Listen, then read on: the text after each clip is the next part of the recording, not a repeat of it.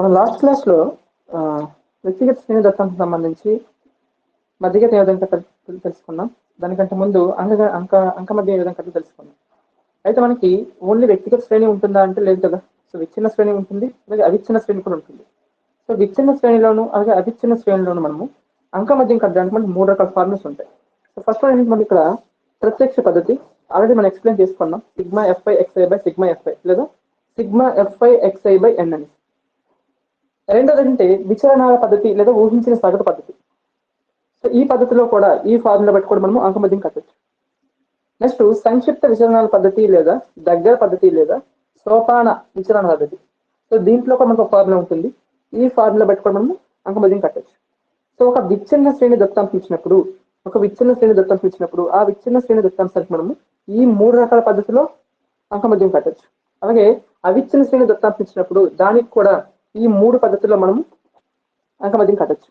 అయితే మనకి exam point of view ఎప్పుడూ కూడా విచలనాల పద్ధతిలో కానీ లేదా సంక్షిప్త విచలన పద్ధతి కానీ ఈ రెండింటికి సంబంధించి ప్రాబ్లం ఎప్పుడు అడగడు వాడు. సో జస్ట్ కేవలం వాడు ఫార్ములా మాత్రం అడుగుతాడు.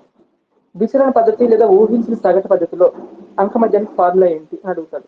లేదా సంక్షిప్త విచలన పద్ధతిలో కానీ లేదా దగ్గర పద్ధతిలో కానీ లేదా సోపాన విచలన పద్ధతిలో కానీ అంకమద్యానికి ఫార్ములా అడుగుతాడు. ఏంటంటే అంకమద్యానికి ఫార్ములా అడుగుతాడు. సో ఈ ఫార్ములాలో మనకి కొన్ని పదాలు ఉంటాయి. ఫర్ ఎగ్జాంపుల్ ఇక్కడ ఎఫ్ఐ అంటే ఏంటి, బిఐ అంటే ఏంటి, ఎన్ అంటే ఏంటి, ఏ అంటే ఏంటి, లేదా యుఐ అంటే ఏంటి.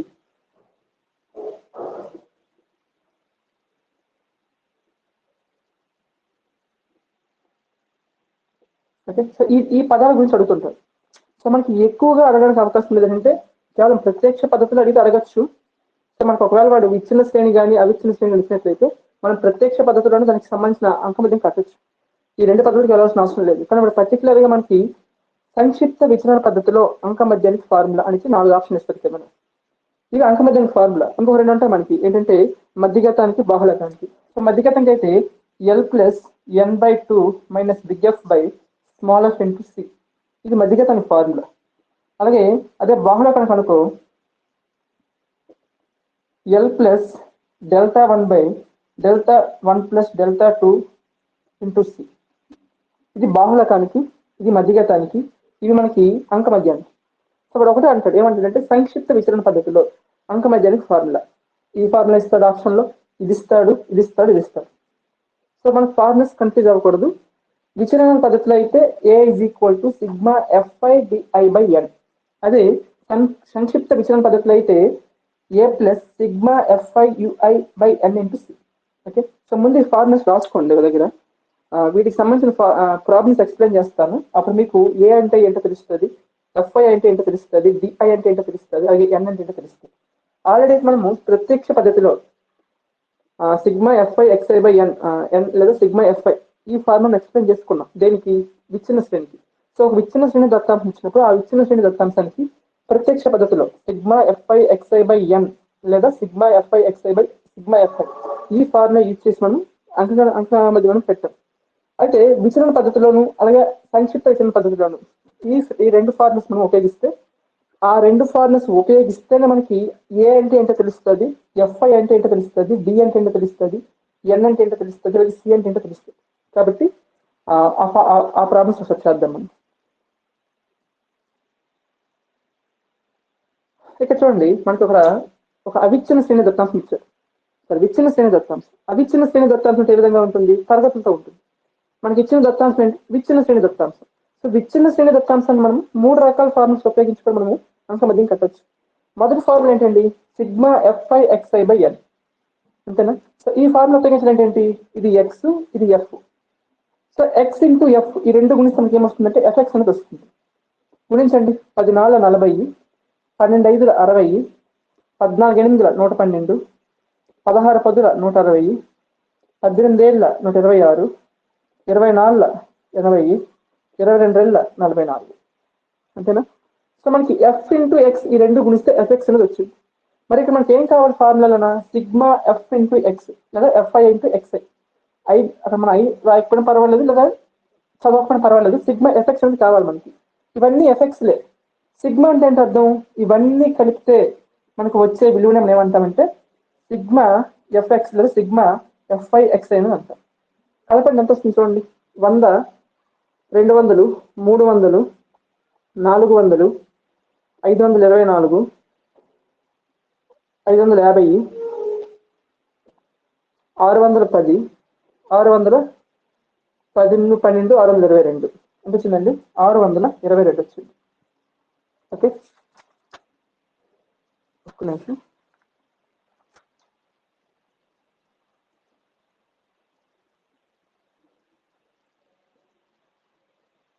ఇంకోసారి కలుపుదాం. చూడండి, ఇక్కడికి 100, 212, 372, 472, 472, 26, 80, 44, 10, 2, 12, 1, 8, 12, 13, 13, 7, 20, 28, 22, 2, 2, 6 సరే ఎంత? 622. ఏంటండి ఇది? మనకి ఎఫ్ఐ ఎక్స్ఐ గురించిగా వచ్చిన విలువలన్నింటినీ కూడా కలిపితే సిగ్మా ఎఫ్ఎక్స్ వాల్యూ వచ్చింది. ఎంత వచ్చింది? 622. ఓకే, అయితే ఇక్కడ ఈ సిగ్మా ఎఫ్ఎక్స్ విలువ మనకేం కావాలి? ప్రత్యక్ష పద్ధతిలో మనకి అంకగణిత ఏఎం ఫార్మ్ ఏంటండి? Sigma f i xi by N, అంతేనా? లేదా ఎన్ బదులు కొన్నిసార్లు మనకి సిగ్మా ఎఫ్ఐ కూడా ఇచ్చేస్తుంటాడు. ఇది ప్రత్యక్ష పద్ధతిలో మనకి 3 రకాల పద్ధతులు చెప్పుకోండి ఇప్పటి వరకు ఉన్నాం. ప్రత్యక్ష పద్ధతి ఒకటి ఉంది, అలాగే విచలనాల పద్ధతి, అలాగే సంక్షిప్త విచలనాల పద్ధతి. ఇది ప్రత్యక్ష పద్ధతిలో కడుతున్నాం మనం ఇప్పుడు. Okay, so sigma f i xi value ఎంత వచ్చిందండి? 622 వచ్చింది బై ఎన్. ఎన్ అంటే ఏంటండి? పౌన పుణ్యాల మొత్తాన్ని మనం ఎన్నగా చెప్తాం. ఇవి పౌన పుణ్యాలు. వీటి యొక్క మొత్తం ఎంత అవుతుంది చూడండి ఇక్కడ. 4, 5, 9, 9, 8, 17, 17, 4, 21, 21, 10, 31, 31, 9, 40. సో 40 వచ్చింది. అంటే మనకి ఎన్ వాల్యూ ఎంత వస్తుందండి? 40. సో 40తో భాగించండి. సిగ్మా ఎఫ్ఐ ఎక్స్ఐ బై ఎన్ కదా. సో సిగ్మా ఎఫ్ఐ ఎక్స్ఐ తీసుకున్నాం, ఎన్ తీసుకున్నాం. సింప్లిఫై చేయండి. 4 10లు, 4 1లు, 4 5లు, 22, 2, 4 15, 42, 2, 4 5లు, 2 0, 0.5. ఓకే, అంటే అనిపిస్తుందండి 155.5/10. అయితే మనకి హారంలో 10 ఉంది. సో హారంలో 10 ఉన్నప్పుడు లవంలో ఉండే విలువకి పాయింట్ అనేది ఏం చేయొచ్చండి? ఎడం వైపు ఒక స్థానం జరిపి రాయించవచ్చు, అంతేనా? అంటే ఈ పాయింట్ ఏమవుతుంది? ఇక్కడికి వస్తుంది. అప్పుడు 15.55 అవుతుంది. ఓకే, సో మనకి ఇచ్చిన ఒక విచ్ఛిన్న శ్రేణి దత్తాంశానికి మనం చెప్పుకున్న 3 రకాల ఫార్ములాస్ చెప్పుకున్నాం స్టార్టింగ్ లో ఈ రోజు. ఆ 3 రకాల ఫార్ములా మొదటి ఫార్ములా ఏంటండి? ప్రత్యక్ష పద్ధతి. ఆల్రెడీ ఎక్స్ప్లెయిన్ చేసుకున్నాం ఈ ఫార్ములా సంబంధించిన ప్రాబ్లమ్స్ మనము. ఎఫ్ఐ ఎక్స్ఐ బై ఎన్, ఇది ఎటువంటి పద్ధతి అండి? ఇది ప్రత్యక్ష పద్ధతిలో ఫార్ములా అది. మనకి ఎగ్జామ్ పాయింట్ ఆఫ్ డైరెక్ట్ గా ఫార్ములా అడగచ్చు. ప్రత్యక్ష పద్ధతిలో అంక మధ్యానికి ఫార్ములా అని చెప్పి 4 ఆప్షన్ అడుగుతాడు వాడు. సో ప్రత్యక్ష పద్ధతిలో అంక మధ్యానికి formula sigma f i xi by N. Okay, so ఈ ఫార్ములా బట్టి మనకి ఎంత వచ్చిందండి? అంక మధ్యము 15.55. ఇది ప్రత్యక్ష పద్ధతి. సో విచ్ఛిన్న శ్రేణి దత్తాంశం. ఇదే విచ్ఛిన్న శ్రేణి దత్తాంశానికి మనము విచలనాల పద్ధతిలో కడదాం. ఏంటండి? విచలనాల పద్ధతి. ఇవేవి కూడా ఎగ్జామ్ పాయింట్ ఆఫ్ చేయాల్సిన అవసరం లేదు. మీరు ఎగ్జామ్ పాయింట్ ఆఫ్ చేయడానికి అవకాశం ఉన్న ఫార్ములా ఏదైనా ఉందంటే సిగ్మా ఎఫ్ఐ ఎక్స్ఐ బై ఎన్, ఆ ఫార్ములాను ఉపయోగించి మనకి ప్రాబ్లమ్స్ అయితే అడగవచ్చు. కానీ మిగిలిన ఫార్ములాస్ అన్ని కూడా మనకి ఎగ్జామ్ పాయింట్ ఏ విధంగా అడుగుతుంటాడంటే కేవలం ఫార్ములా మాత్రం అడుగుతుంటాడు. ఓకే, సో చూడండి ఇక్కడ రెండవది విచలనాల పద్ధతి. విచలనాల పద్ధతి అంటే ఇక్కడ విచలనాల పద్ధతిలో లేదా దీన్ని మనము ఊహించిన సగటు పద్ధతి అంటాం. సో ఫార్ములా ఏం చెప్పుకున్నామండి? ఏ ప్లస్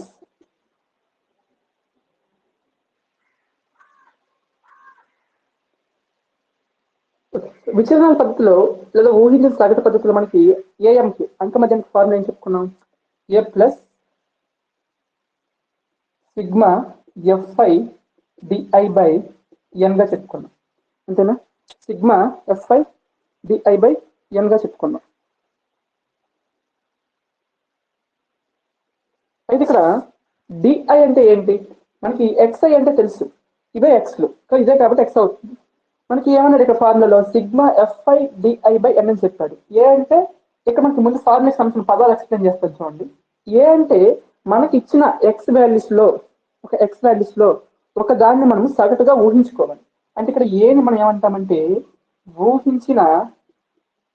ఊహించిన సగటు అంటామండి. సో మనం ఈ వాల్యూస్లో ఎక్స్ వాల్యూస్లో ఒక దాన్ని మనం ఊహించుకోవాలి, సగటుగా భావించాలి. ఆ భావించిన విలువని మనం ఏగా తీసుకోవాలి. ఓకే, సో ఏ అంటే ఊహించిన సగటు. నెక్స్ట్ ఎఫ్ఐ అంటే పౌనపుణ్యం అండి, పౌనపుణ్యం. ఇవన్నీ కూడా ఎఫ్ఐలే, ఇవన్నీ కూడా ఎఫ్లే, పౌనపుణ్యాలే.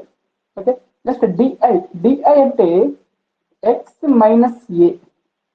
ఎక్స్ అంటే ఇక్కడ ఇచ్చిన ఇది ఎక్స్, ఇవన్నీ ఎక్స్లే. దీంట్లో ఏ అంటే మనం దేన్నైతే ఒక దాన్ని ఊహించుకుంటా కదా సగటుగా, దాన్ని మనం ఏమంటామంటే ఏగా తీసుకోవాలి. అంటే ఎక్స్ లో నుంచి ఏ తీస్తే మనకి ఏమొస్తుందంటే డిఐ అనేది వస్తుంది. ఓకే, నెక్స్ట్ ఎన్ అంటే పౌనపుణ్యాల మొత్తం, పౌనపుణ్యాల మొత్తం. మనకి ఈ పదాలు ఖచ్చితంగా ఇంపార్టెంటే. మనకి ఎగ్జామ్ పాయింట్ ఆఫ్ అడిగినప్పుడు విచలనాల పద్ధతిలో లేదా ఊహించిన సగటు పద్ధతిలో ఏ అంటే ఏంటని అడుగుతారు. ఏ అంటే ఏంటంటే ఊహించిన సగటు. మనకి ఇచ్చిన ఎక్స్ వాల్యూస్ లో ఒక దాన్ని మనం ఊహించుకోవడం, సగటుగా భావించాలి. ఏ విలువనైతే మనం భావిస్తామో దాన్నే మనం ఊహించిన సగటుగా భావిస్తాం, ఏగా చెప్తాం. దేన్నైనా తీసుకొచ్చి తప్పట్లేదు, ఇక్కడి నుంచి ఇక్కడ వరకు దేన్ని ఒక దాన్ని మీరు ఊహించుకోవచ్చు, సగటుగా భావించాలి. Okay, so A plus sigma f i DI by N. A అంటే ఊహించిన సగటు, ఎఫ్ అంటే ఎఫ్ లేదా ఎఫ్ఐ అంటే పౌనపుణ్యము, అలాగే డిఐ అంటే ఎక్స్ మైనస్ ఏ. ఇవన్నీ ఎక్స్ అండి. వీటిలో నుంచి మనం ఏ తీసివేయాలి. ఏ అంటే మనం ఒక దాన్ని ఊహించుకున్న సగటుని, దాన్ని తీసివేయాలి. సో తీసివేస్తే వచ్చేదాన్ని మనం డిఐ అంటాము. నెక్స్ట్ ఎన్ అంటే పౌనపుణ్యం మొత్తం. ఇక్కడ ఏమి ఇచ్చారు చూడండి, fi into di. Fi into x. I అంటే ఏం చేస్తాం మనము, ఎఫ్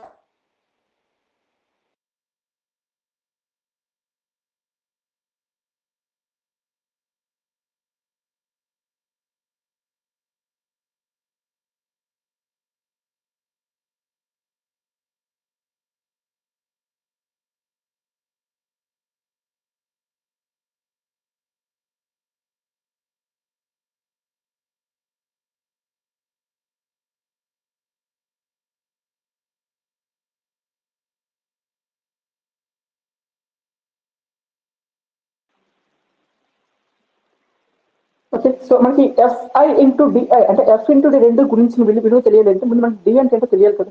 సో డి వాల్యూస్ లేవు కాబట్టి మనం ఏం చేయాలి, డి వాల్యూ పెట్టాలి ఫస్ట్. ఇక్కడ మనకి ఎక్స్ ఎఫ్ఎక్స్ తో సంబంధం లేదండి ఏ ఫార్ములాకి. ఎఫ్ఎక్స్ తో దేనికి సంబంధం, ప్రత్యక్ష పద్ధతిలో. ఫస్ట్ చెప్పుకున్నాం కదా మనం, ప్రత్యక్ష పద్ధతిలో ఫార్ములా ఏంటి, sigma f i xi by n అని చెప్పుకున్నాం. ఈ ఫార్ములా బట్టి చేయాలంటే మనకి ఎఫ్ఎక్స్ అనేది పెట్టాలి. అయితే ఈ విచలనాల పద్ధతిలో మనకి ఎఫ్ఎక్స్ అనేది అవసరం లేదు కాబట్టి వీటిని చెప్పేస్తున్నాను నేను. మనకి ఏం కావాలి, ఇక్కడ డి కావాలి, అలాగే డి కావాలి, అలాగే ఎఫ్డి కావాలి. కాబట్టి డి వాల్యూస్ అలాగే ఎఫ్డి వాల్యూస్ మనం రాయాలి. ఓకే, సో ఆ రెండు రాద్దాం. ఇక్కడ ఫస్ట్ వన్ మనము డి అంటే ఏంటని చెప్పానండి, డి అంటే ఎక్స్ మైనస్ ఏ. ఓకే, సో డి వాల్యూ కడదాం. డి అంటే ఏం చెప్పాను, ఎక్స్ మైనస్ ఏ. మనకి ఎక్స్ వాల్యూస్ ఉన్నాయి, మరి ఏ వాల్యూ ఉందా. ఏ అంటే ఏం చెప్పుకున్నాం, ఊహించిన సగటు అని చెప్పినాం. సో ఊహించిన సగటు అంటే ఈ ఎక్స్ఎల్లో ఒక దాన్ని ఊహించుకోవాలి సగటుగా, అంటే ఏ యొక్క విలువని తీసుకోవాలి. ఏం తీసుకుందాం, నీ ఇష్టం ఏదైనా తీసుకోవచ్చు. 10, 12, 14, 16, 18, 20, 22 వీటిలో ఏదైనా నువ్వు తీసుకోవచ్చు, నీకు నచ్చింది తీసుకోవచ్చు. ఫర్ ఎగ్జాంపుల్ నేను 18 తీసుకుంటున్నాను, లేదా 16 తీసుకొని చేయొచ్చు. ఓకే, సో నేను ఏ వాల్యూని ఎంతగా భావించాను, 18గా భావించాను. సో మనకి డి వాల్యూ కావాలి. డి అంటే ఏం చెప్తాం మనము, ఎక్స్ మైనస్ ఏ. ఇది ఎక్స్ ఏంటి, ఇది ఏ. సో 10 మైనస్ 18 అంటే ఎంత అవుతుంది, -8 అవుతుంది. నెక్స్ట్ 12 మైనస్ 18 అంటే ఎంత అవుతుంది, -6 అనేది అవుతుంది.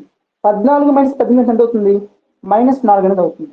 16 మైనస్ 18 అంటే ఏమవుతుంది, -2 అనేది అవుతుంది. 18 మైనస్ 18 ఏమవుతుంది, 0 అవుతుంది. 18 మైనస్ 20 అంటే ఏమవుతుంది, sir 20 minus 18, 10 minus 18, 12 minus 18, 14 minus 18 అంటే ఈ ఎక్స్ లో నుంచి మనం ఏం తీసేస్తున్నాం, ఇది ఎక్స్ కదా. సో 20 మైనస్ 18 అంటే ఎంత అవుతుందండి, 2 అవుతుంది. సారీ 2 అవుతుంది. 22 మైనస్ 18 ఎంత అవుతుందండి, 4 అవుతుంది. అంటే మనము ఎక్స్ వాల్యూ నుంచి ఏ వాల్యూ తీస్తే మనకి ఏమొస్తుందంటే ఎక్స్ మైనస్ ఏ అంటే డి లేదా డిఐ వాల్యూ అనేది వస్తుంది. ఇవన్నీ డి వాల్యూస్. అయితే మనకి ఏం కావాలి, ఎఫ్ ఇంటూ డి కావాలి. ఏం కావాలి, F into D.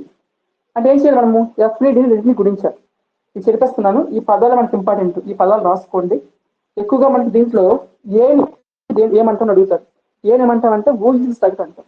Okay, so f into d లేదా ఎఫ్ఐ ఇంటూ డి ఈ రెండు గుణించండి. ఇప్పుడు మనం ఇది ఎఫ్ ఇది డి, ఈ రెండు గుణించండి. 4 8 32 అంటే -32. 5 6 ఇది మైనస్ కదా, ప్లస్ ఇంటూ మైనస్ అవుతుంది. 5 6 30, 8 minus 4 minus 32, 10 minus 2 minus 20, 7 సున్నాల 0, 4 2 8, 2 4 8. Okay, so చూడండి ఇవన్నీ మైనస్ పదాలు కలిపి ఎంత వస్తుంది? 32 30 32 అంటే ఎక్కడికి ఎంత అవుతుంది? 94 అవుతుంది. 94 ప్లస్ 20 అంటే 114 అవుతుంది. అంటే ఈ మైనస్ పదాలన్నీ కలిపితే మనకి మైనస్ 114 వస్తుందండి. 0 వదిలేయండి. ఈ ప్లస్ పదాలకి ఎంత అవుతుంది? 16 అవుతుంది. మనం ఏం చేయాలి? సిగ్మా ఎఫ్ఐ డిఐ, ఇది ఎఫ్ఐ డిఐ, ఇవన్నీ కూడా ఎఫ్ఐ డిఐ వాల్యూసే. సిగ్మా అంటే అర్థం ఏంటి? ఇవన్నీ కలపాలి. So plus numbers minus numbers రెండు కలిపితే చివరాఖరిగా మనకి వచ్చే నెంబర్ ఏమవుతుందంటే సిగ్మా ఎఫ్ఐ డిఐ అనేది అవుతుంది. మైనస్ నెంబర్లు మనకి కలిపితే 114 వచ్చిందండి, ప్లస్ నెంబర్ కలిపితే 16 వచ్చింది. ఇప్పుడు రెండు కలపండి. ఇది వేరే వేరే సింబల్స్ కాబట్టి ఏం చేయాలి? తీసివేయాలి. 114 నుంచి 16 తీసి ఎంత అవుతుందండి? 98 వస్తుంది. ఈ రెండింటిలో పెద్ద సంఖ్య ఏది?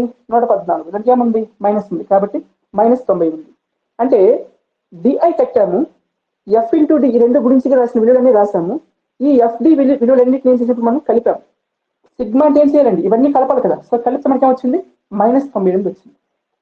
ఓకే, నెక్స్ట్ ఏం కావాలి? ఎన్ కావాలి. ఏ తెలిసిపోయింది, ఎఫ్ఐడిఐ తెలిసిపోయింది, సిగ్మా ఎఫ్ఐడిఐ తెలిసిపోయింది, ఎన్ తెలియాలి. ఎన్ అంటే ఏం చెప్పుకున్నామండి?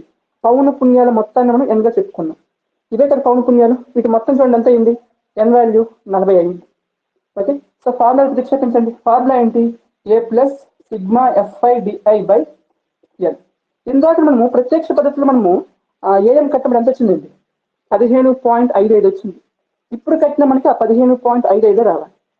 చూడండి ఏ వాల్యూ మనం ఎంత తీసుకున్నాం, ఎంత భావించాము? ఏ వాల్యూని ఊహించుకున్నాం కదా, ఇదే కదా.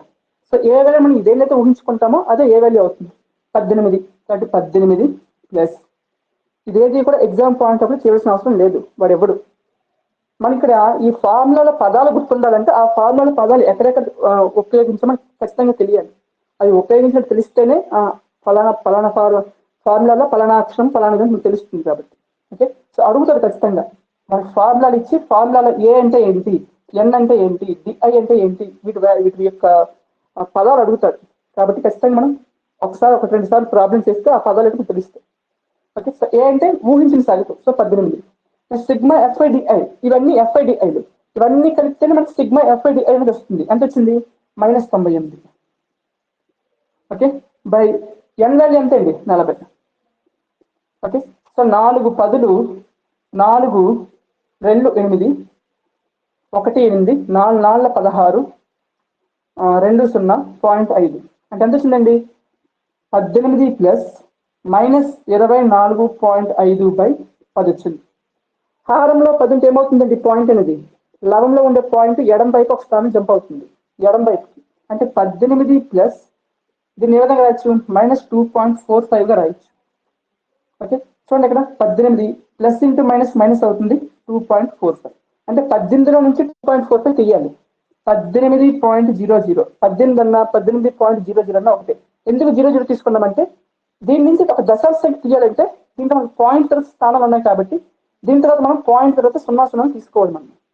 ఓకే, సో 2.45 0 నుంచి 5 తీయలేం కాబట్టి ఇక్కడ నుంచి మనం తెచ్చుకోవడమే. ఇది 9 అవుతుంది, ఇది 10 అవుతుంది. సో 10లో నుంచి 5 తీస్తే 5, 9లో నుంచి 4 తీస్తే 5, ఇక్కడ ఎంత ఉంటుందండి? 7 ఉంటుంది. 7లో 2 తీస్తే 5 1 అంటే ఎంత వచ్చింది? 15.55. 15.55. ఇందాక ప్రత్యక్ష పద్ధతి సిగ్మా ఎఫ్ఐ ఎక్స్ఐ బై ఎన్, ఈ పద్ధతిలో చేసిన సరే మనకు ఎంత వచ్చింది? నాకు మధ్యము 15.55 వచ్చింది. ఇక్కడ ఏం చేసామండి? విచలనాల పద్ధతిలో చేసాం. విచలనాల పద్ధతి లేదా ఊహించిన సగటు పద్ధతిలో చేసాం. ఏంటి formula? A plus sigma f i DI by n. So అలా చేసినా సరే మనకి ఏమొస్తుంది? సగటే వస్తుంది. సో వాడు ఎగ్జామ్ పాయింట్ ఆఫ్ విచ్ఛిన్న శ్రేణి ఇచ్చేసి దాన్ని విచలనాల పద్ధతిలో మీరు సగటు కనుక్కోండి లేదా ప్రత్యక్ష పద్ధతిలో సగటు కనుక్కోండి అని అడగడు, సగటు కనుక్కోమంటాడు. సో సగటు కనుక్కోమన్నప్పుడు మనము ప్రత్యక్ష పద్ధతి సిగ్మా ఎఫ్ఐ ఎక్స్ఐ బై ఎన్ ఉపయోగిస్తే చాలు, అంతేగాని ఈ విచలనాల ఫార్ములా ఉపయోగించాల్సిన అవసరం లేదు. కానీ ఈ ఫార్ములా మనకి ఎక్కడ ఉపయోగపడుతుందంటే వాడు డైరెక్ట్ క్వశ్చన్ అడుగుతాడు, విచలనాల పద్ధతిలో అంక మధ్యమకు ఫార్ములా సూత్రం ఏమని అడుగుతాడు. సో ఆ సూత్రంలో ఏ అంటే ఏంటి, లేదా ఎఫ్ఐ అంటే ఏంటి, లేదా ఎన్ అంటే ఏంటి అని అడుగుతుంటాడు. కాబట్టి ఈ ఫార్ములా తెలియాలి. ఈ ఫార్ములా దేనికి సంబంధించింది? విచలనాల పద్ధతిలో లేదా ఊహించిన సగటు పద్ధతిలో ఏఎంకి అంక మధ్యమంకి ఫార్ములా. ఓకే, అందులో ఏ అంటే ఏంటో తెలియాలి, ఎన్ అంటే ఏంటో తెలియాలి. ఓకే, ఇది మనకి విచలనాల పద్ధతిలో అంక మధ్యం. దేనికండి? విచ్ఛిన్న శ్రేణి దత్తాంశానికి. ఓకే, నెక్స్ట్ ఇక్కడ మూడోది విచ్ఛిన్న శ్రేణి దత్తాంశంలో మనకు 3 రకాలు చెప్తాం. ప్రత్యక్ష పద్ధతి, అలాగే విచ్ఛిన్నాల పద్ధతి, మూడోది ఏంటండి సంక్లిష్ట పద్ధతి, సంక్షిప్త పద్ధతి లేదా సోపానాల పద్ధతి. ఓకే, సో మూడో పద్ధతి సూత్రం ఏంటంటే మనకి సూత్రం గుర్తుందా? చెప్పాను ఏ ప్లస్ ఏం చెప్పానండి, ఏ ప్లస్ దానికి కూడా ఫార్ములా చెప్పాను, A plus sigma f i U I by, చూడండి ఇక్కడ ఫార్ములా ఏం చెప్పాను, A plus sigma f i U I by N into C లేదా H.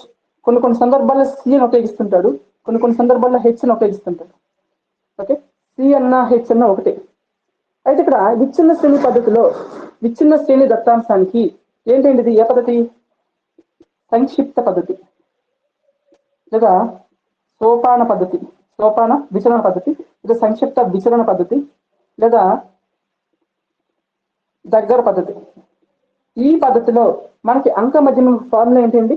A plus sigma f i U I by N. ఇక్కడ యుఐ అంటే అర్థం ఏంటంటే అక్కడ డిఐ అంటే ఏం చెప్పామండి?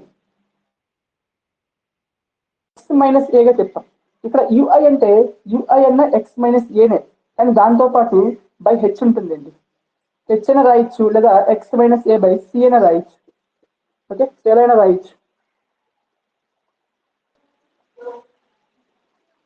ఇది సంక్షిప్త విచలన పద్ధతి లేదా సోపాన విచలన పద్ధతి లేదా దగ్గర పద్ధతుల ఫార్ములా. ఇప్పుడు ఈ ఫార్ములా ఉపయోగించి మనము విచ్ఛిన్న శ్రేణి దత్తాంశానికి అంక మధ్యం కట్టాలి. సో కడితే మనకి ఎంత రావాలి? 15.55 రావాలి. అయితే ఈ ఫార్ములా దీనికి ఉపయోగపడుతుంది మనం చెప్పచ్చు. ఏ విధంగా? ఫార్ములా ఏం చెప్పండి? A plus sigma f i U I by N into H. A కట్టచ్చు, ఎందుకు? మనకి ఇచ్చిన ఎక్సెల్లోనే ఏ ఉంటుంది, ఒకదాన్ని ఊహించుకోండి. మనకి దేనైతే ఊహించుకుంటాం అది ఏ అవుతుంది. ఇక నేను 18 అనుకున్నాను, నీకు నచ్చినట్టయితే 14 అనుకోవచ్చు. దీన్ని కూడా నువ్వు ఏగా భావించవచ్చు. మీకు ఏది ఊహించుకుంటావో దాన్ని ఏగా తీసుకోండి. ఓకే, సో ఏ కట్టచ్చు. ఎఫ్ఐ ఇవి కూడా మనకి వచ్చిన ప్రాబ్లంలోనే ఉన్నాయి. యుఐ అంటే ఏంటండి? X minus A, X minus ఏ కట్టాలి. యుఐ అంటే ఎక్స్ మైనస్ ఏ కట్టాలి బై హారం ఏంటంటే సి ఉంది. సి అంటే ఏంటంటే ఏం చెప్పాను మీకు, నేను గుర్తుందా? సి అంటే క్లాస్ ఇంటర్వెల్ అని చెప్పాను. క్లాస్ ఇంటర్వెల్ లేదా తరగతి అంతరం. తరగతి అంతరం మనకి ఎక్కడ వస్తుందండి? తరగతులు ఉంటేనే వస్తాయి. ఇక్కడ తరగతులు ఉన్నాయా? లేవు. సో తరగతులు లేవు కాబట్టి సి వాల్యూ మనం కట్టగలమంటే కట్టలేము. సి అని రాయొచ్చు లేదా హెచ్ అని రాయొచ్చు, ఏది రాసినా పర్వాలేదు. ఓకే, సి అయినా హెచ్ అయినా సరే తరగతి అంతరం అంటాము. ఆ వాల్యూని మనము విచ్ఛిన్న శ్రేణి దత్తాంశంలో కట్టగలమా? కట్టలేము. ఎందుకు కట్టలేమంటే తరగతి అంతరము, తరగతి పొడవు అనేది ఏంటంటే లేదా తరగతి ఎత్తు అనేది ఏంటంటే మనకి తరగతులు ఉన్నప్పుడే కట్టగలం. సో ఇక్కడ తరగతులు లేవు కాబట్టి ఈ సంక్షిప్త విచలన పద్ధతిలో లేదా సోపాన విచలన పద్ధతిలో విచ్ఛిన్న శ్రేణి దత్తాంశానికి అంక మధ్యములకి కట్టలేమండి మనం. ఓకే, సో కట్టలేదు. కేవలం ప్రత్యక్ష పద్ధతిలో కట్టచ్చు, లేదంటే రెండోది ఏంటంటే విచలన పద్ధతిలో కట్టచ్చు. కానీ సంక్షిప్త విచలన పద్ధతి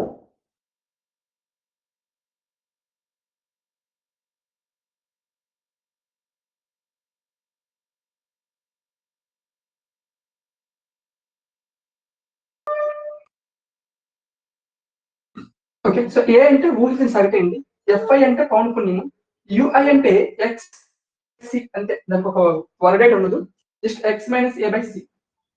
నెక్స్ట్ ఎన్ అంటే పౌనఃపున్యాల మొత్తం. ఇది పదాల విస్తరణ. ఓకే,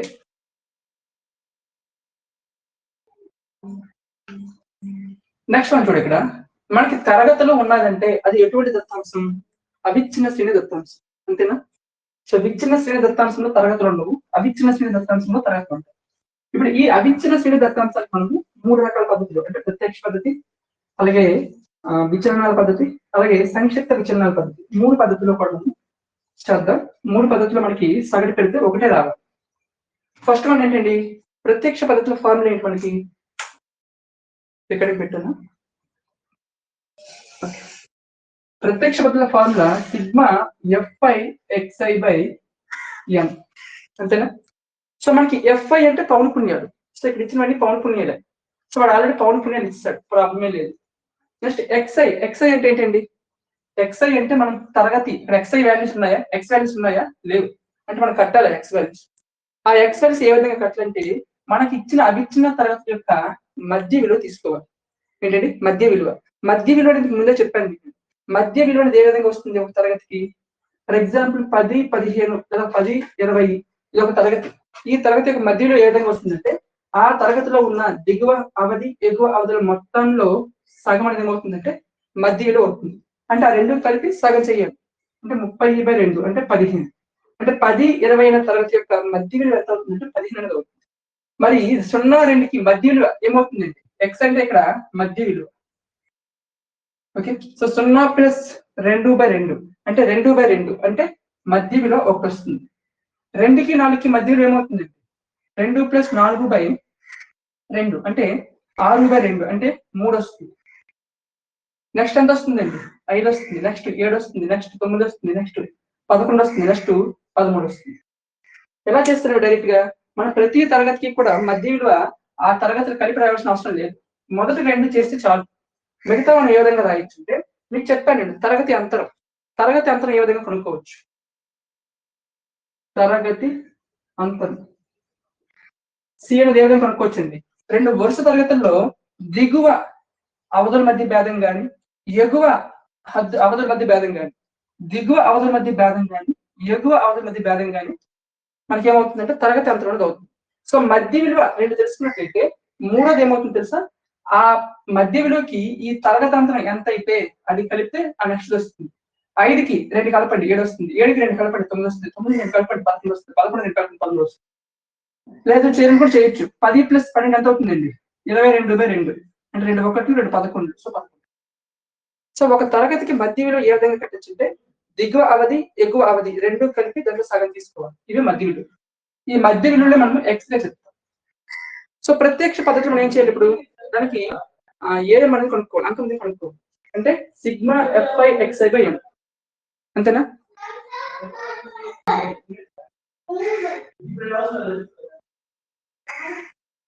చూడండి ఇక్కడ సిగ్మా fi xi/n అంతేనా? అంటే ఇక్కడ మనకి ఎఫ్ ఉంది ఎక్స్ ఉంది fx కావాలి. సిగ్మా fi xi కదా అంటే fx ఇక్కడ f x రెండు గుణిస్తే మనకు వచ్చేది fx.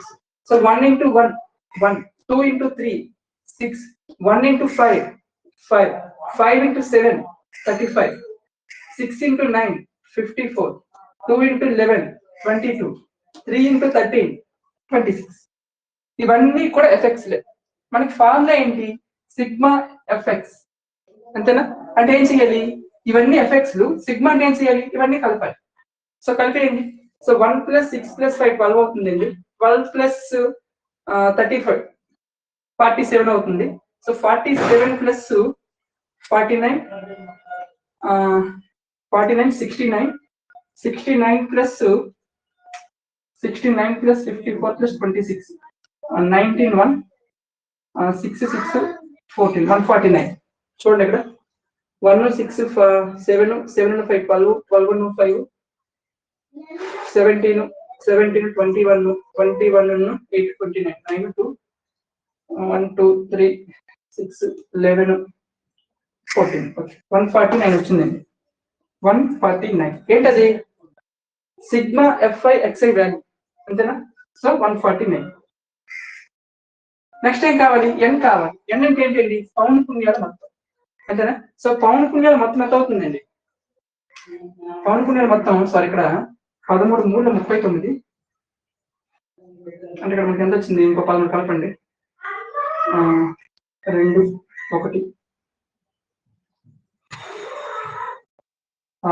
162 వస్తుంది. ఓకే నెక్స్ట్ పౌన పున్యాల మొత్తం చూడండి 1 + 2 + 1 + 5 + 6 + 2 + 3 10 16 20 ఎంత 20. సో మనకి సిగ్మా fi వాల్యూ లేదా n వాల్యూ ఎంత వచ్చిందండి? 20 వచ్చింది. అలాగే సిగ్మా fi xi వాల్యూ ఎంత వచ్చిందండి? 162 వచ్చింది. 62 వచ్చింది. ఓకే సో ఇక్కడ మనకి ఏం కావాలి? Sigma fi xi/n sigma fi xi/n అంతేనా? So sigma fi xi value ఎంత అండి? 162 n వాల్యూ ఎంత అండి? 20. 2 10లు 2 8ల 16 2 1లు అంటే ఎంత వచ్చిందండి? 81/10. 81/10 అంటే 8.1. అంటే ఈ దత్తాంశం యొక్క సగటు ఎంత అవుతుందంటే 8.1 అనేది అవుతుంది. ఎంత అవుతుంది? 8.1 అనేది అవుతుంది. ఓకే సో ఆ విధంగా చేయాలి.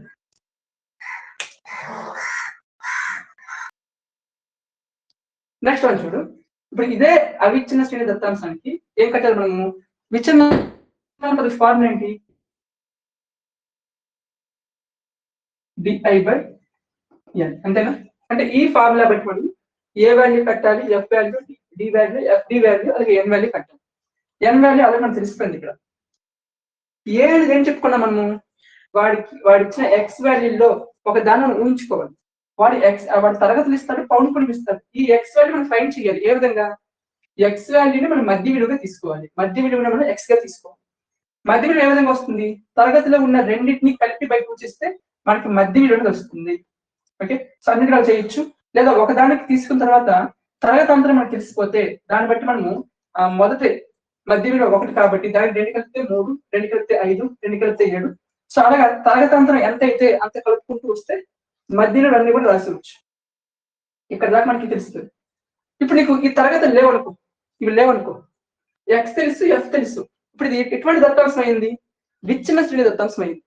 సో విచ్ఛిన్న శ్రేణి దత్తాంశం దాన్ని చెప్పుకున్నాం మనం. ఎక్స్ వాల్యూ, ఎఫ్ వాల్యూ ఇచ్చినప్పుడు విచ్ఛిన్నాల పద్ధతిలో ఫార్ములా ఏం చెప్పుకున్నాం?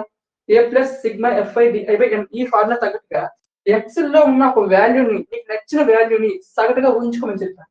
దీంట్లో ఒకదాన్ని ఊహించుకోవాలి, నచ్చింది. ఏడు ఊహించుకోవచ్చు, 8 ఊహించుకోవచ్చు. మనకి ఆన్సర్ ఎంత వచ్చింది? 8.1 వచ్చింది కదా. సో 7, 8, 7, 9 ఊహించుకుంటే దాని దగ్గరనే ఉంటుంది. ఈ రెండు కాబట్టి 11, నెక్స్ట్ 11 ఊహించుకుంటాను, తప్పేం లేదు. ఓకే, సో నేను 11 ఊహించుకుంటున్నాను నేను. ఓకే, సో మనకి ఈ ఊహించుకున్న సగటు 11 కాబట్టి దీన్ని ఏగా తీసుకుంటాం. మనకి ఫార్ములా ఏం చెప్పుకున్నాం? A plus sigma f i D I. So D I value కావాలి, లేదా డి వాల్యూ కావాలి. డి అంటే ఏం చెప్పుకున్నామండి? ఎక్స్ మైనస్ ఏ. ఇది ఎక్స్, ఇది ఏ. 1 నుంచి 11 తీస్తే -10, 3 నుంచి 11 తీస్తే -8, 5 నుంచి 11 తీస్తే -6, 7 నుంచి 11 తీస్తే -4, 9 నుంచి 11 తీస్తే -2, 11లో 11 తీస్తే 0, 13లో 11 తీస్తే 2. ఎక్స్ లో నుంచి ఏ తీయాలి, ఏలో నుంచి ఎక్స్ తీయకూడదు. అలా తీసారనుకోండి, ఇవన్నీ ప్లస్ అయిపోతే ఇవన్నీ మైనస్ అయిపోతుంది. అప్పుడు మన తేడా వచ్చేస్తుంది. ఎక్స్ మైనస్ ఏ, ఇవన్నీ ఎక్స్ లేనండి. ఇది ఏ. 1 నుంచి 11 తీస్తే -10, 3 నుంచి 11 తీస్తే -8, 5 నుంచి 11 తీస్తే -6. ఆ విధంగా అన్ని తీసాయి. ఇది డిఐ, ఇది ఎఫ్ఐ. సో మనకు ఫార్ములా ఏం చెప్పుకున్నాం? A plus sigma f i డిఐ/n. F ఉంది, డి ఉంది. సో ఆ రెండు గుణిస్తే మనకి ఏమొస్తుంది? ఎఫ్డి వస్తుంది, ఎఫ్ఐ డిఐ వస్తుంది. Okay, so 1 into -10, -10, 2 into -8, -16, 1 into -6, -6, 5 into -4, -20, 6 into -2, -12, 2 into 0, 0, 3 into 2, 6. Actually ఊహించిన సగటు ఎప్పుడైనా సరే కింద వాల్యూస్ కంటే కరెక్ట్ గా మధ్యలో ఉన్న వాల్యూ తీసుకుంటే మంచిది. ఎందుకు తెలుసా? మధ్యలో ఉన్న వాల్యూ తీసుకుంటే ఇటువంటి మైనస్ అవుతాయి, దాని కింద ప్లస్ అవుతాయి. దగ్గర మనకు చాలా వరకు చాలా పోతాయి. కింద తీసుకున్నాం అనుకో, చాలా వరకు మైనస్ వాల్యూస్ ఎక్కువైపోతాయి, ప్లస్ వాల్యూస్ తక్కువ అయిపోతాయి. పైకి తీసుకున్నాం అనుకో, ప్లస్ వాల్యూస్ ఎక్కువైపోతే మైనస్ వాల్యూస్ తక్కువ అయిపోతాయి. కాబట్టి సరిగ్గా మధ్యలో ఉండాలి నువ్వు. అంటే ఇక్కడ మధ్యలో ఏముంది? 7 ఉంది. సో 7 నువ్వు సగటుగా ఊహించుకుంటే బాగుంది, ఇంకా ఈజీగా వచ్చేది మనకి. ఓకే, ప్రాబ్లం ఏం లేదండి. సో ఇవన్నీ ఏంటంటే మైనస్ వాల్యూస్ కదా, కలపండి. -26, -32, -52, 54, 64, అంటే -64. ఇది 6 + 6. సో -64 + 6, ఈ రెండు పెద్ద మనకి ఎంత అవుతుంది? -58. ఓకే, ఫార్ములా ఏంటండి? ఏ ప్లస్ సిగ్మా ఎఫ్ఐ డిఐ/n. ఏ అంటే ఎంత అనుకున్నాం మనము? 11 అనుకున్నాం. So 11 plus sigma f i di, ఇదే కదా సిగ్మా ఎఫ్ఐ డిఐ వాల్యూ. ఇవన్నీ ఎఫ్ఐ డిఐలే, ఇవన్నీ కలిపితే వచ్చిన వాల్యూ -58. కాబట్టి అదే మనకి ఏమవుతుందంటే సిగ్మా ఎఫ్ఐ డిఐ వాల్యూ అవుతుంది. సో -58/n అంటే అంతే అండి, 20. ఓకే, సో 2 10లు 2 ఎంత అవుతుంది చూడండి? 2 2 4, 2 9, అంటే 11 ప్లస్ -29/10. అంటే ఏమవుతుంది చూడండి? 11 ప్లస్ ఇంటూ మైనస్ అయిపోతుంది అండి. ప్లస్ ఇంటూ మైనస్ కదా, ప్లస్ ఇంటూ మైనస్ అయిపోతుంది. 29/10 అంటే 2.9. 11 - 2.9 అంటే 8.1. 8.1. ఓకే, సో ఇలా చేయాలి. ఇదేంటిది? మనకి అవిచ్ఛిన్న శ్రేణి దత్తాంశం. ఆ విచ్ఛిన్న శ్రేణి దత్తాంశానికి విచలన పద్ధతిలో ఏ plus sigma f i D I. So విచలన పద్ధతిలో మనకి ఫార్ములా. ఓకే, ఇప్పుడు చూడండి ఇక్కడ ఇదే ఫార్ములా కొంచెం మారుస్తున్నాను నేను.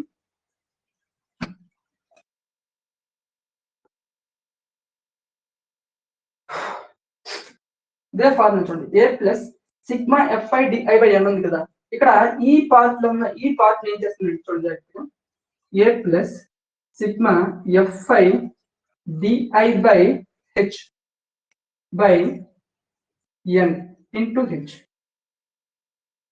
Sigma f i DI by H into H. ఇక్కడ హెచ్ తో ఈ మొత్తాన్ని సిగ్మా ఎఫ్ఐ డిఐని హెచ్ తో భాగించి హెచ్ తో గుణించాం. ఎందుకు? హెచ్ కి హెచ్ పోతే మనకి ఏమొస్తుందండి, మళ్ళీ అదే వస్తుంది కదా. అందుకే హెచ్ అనే ఒక అక్షరం తోటి, అంటే హెచ్ అంటే ఏంటి ఇక్కడ తరగతి అంతరం, హెచ్ కానీ సి కానీ ఏదైనా తీసుకోవచ్చు. సో హెచ్ తో గుణించి హెచ్ తో భాగించి. డిఐ అంటే ఏం చెప్తాం మనము, డిఐ అంటే ఎక్స్ మైనస్ ఏగా చెప్తాం, అంతేనా. అంటే ఈ ఫార్ములా ఇక్కడ A plus sigma f i DI by H అంటే X minus A by H గా రాయొచ్చు, by N whole into H. X minus A by H మీకు చెప్పాను స్టార్టింగ్ లో, గుర్తుందో లేదో. X minus A by H అంటే యుఐగా చెప్పాను. నేను చెప్పాను యుఐగా. అంటే ఇక్కడ ఏమవుతుంది, ఏ ప్లస్ సిగ్మా ఎఫ్ఐ, దీన్ని మనము యుఐగా రాయొచ్చు, U I by N into H.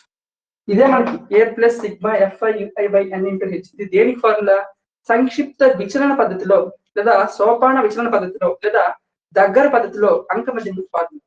మూడో పద్ధతి, రెండో పద్ధతిలో చేసాం ఇప్పుడు మనం, ఇది మూడో పద్ధతి.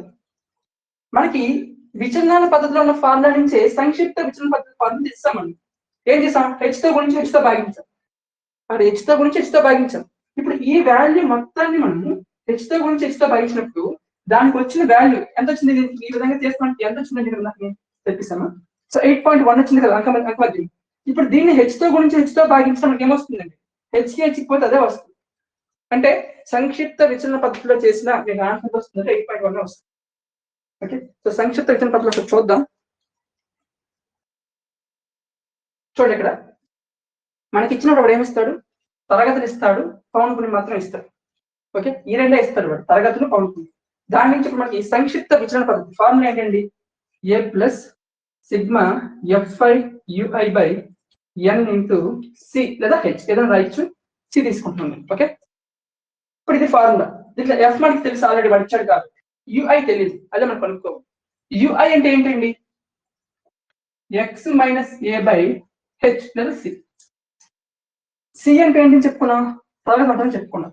తరగతి అంతరం రెండు తరగతులు, వరుస తరగతుల్లో దిగువ అవధుల మధ్య భేదం కానీ ఎగువ అవధుల మధ్య భేదం కానీ ఏమవుతుందంటే తరగతి అంతరం అనేది అవుతుంది. 4కి 6కి మధ్య డిఫరెన్స్ ఎంత అండి, 2. కాబట్టి తరగతి అంతరం అంటే 2. వాడు ఈ రెండే ఇస్తాడు. ఈ ఎక్స్ వాల్యూలను కట్టాలి. ఏ విధంగా కట్టామది, తరగతిలో ఉన్న రెండు దిగువ అవధి ఎగువ అవధి ఆ రెండింటి మొత్తంలో సగం అంటే ఏమవుతుందంటే ఎక్స్ వాల్యూ అవుతుంది. ఇదేంటి ఎక్స్ మైనస్ ఏ, ఎక్స్ లో నుంచి ఈ ఎక్స్ లో ఒక దాన్ని మనము ఏగా ఊహించుకోవాలి. ఆ ఎక్స్ లో నుంచి ఏ తీస్తే మనకి ఈ వాల్యూస్ అన్ని వస్తాయి. ఇది next x minus A by h c అని కావాలి మనకి. ఇది ఎక్స్ మైనస్ ఏ వచ్చింది, బై సి అంటే ఏం చేయాలి, ఇక్కడ అన్నిటికీ సి అంటే అంతే 2 కదా, అన్నిటికీ కూడా 2తో భాగించాలి. భాగిస్తే ఏమొస్తుంది, యుఐ వాల్యూ వస్తుంది. -10 2తో భాగించిన ఎంత వస్తుంది, -5. దీన్ని భాగిస్తే -4, దీన్ని భాగిస్తే -3, దీన్ని భాగిస్తే -2, దీన్ని భాగిస్తే -1, 0, 1. సో ఇప్పుడు వచ్చినవన్నీ ఏంటంటే మనకి ఇక్కడ డి పెట్టే కదా, డి అనేది, డి అంటే ఎక్స్ మైనస్ ఏ. ఆ ఎక్స్ మైనస్ ఏకి తరగతంత్రం 2 కాబట్టి 2తో భాగించాలి. 2తో భాగించినప్పుడు మనకు వచ్చే విలువలు అన్ని కూడా ఏమవుతాయి అంటే యుఐ అనేది అవుతుంది.